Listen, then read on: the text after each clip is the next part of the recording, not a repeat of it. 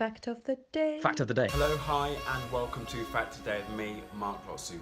iPhone to restore sight to millions. So if you had to guess, how many people would you say were seriously visually impaired or blind in the world? How many? In total, 250 million people. So 220 million people have vision which is moderately to severely impaired, and there are 36 million people estimated to be blind around the world. And 90% of this global problem is found in poorer countries. So that's 250 million people. That's crazy. And the interesting thing is, half of them could have their vision fully restored with something which we take for granted. Yes, you guessed it, glasses.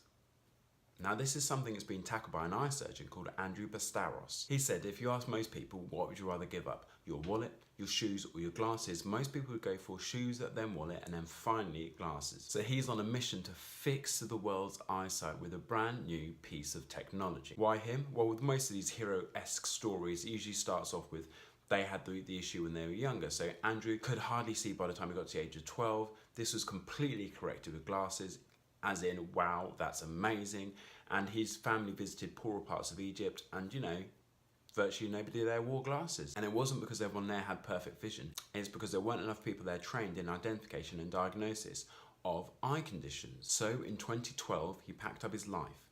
With his wife and one-year-old son, they moved to a town near Nairobi in rural Kenya. The end result, he replaced everything you need in an ophthalmologist clinic, the big clunky equipment, all of the detection tools. He replaced it all with a smartphone. And then he co-developed an app called Peak Acuity. So instead of needing years and years and years of training to become an eye doctor and ophthalmologist, you simply use the app, and with a couple of minutes training, boom, you can diagnose and you can identify different eye conditions. Anyone can do it. So it can be used to identify what kind of lens you need for your glasses, as well as glaucoma, cataracts, and age-related macular degeneration. I know it's weird because you're probably thinking, don't they just use that card thing at the eye doctors?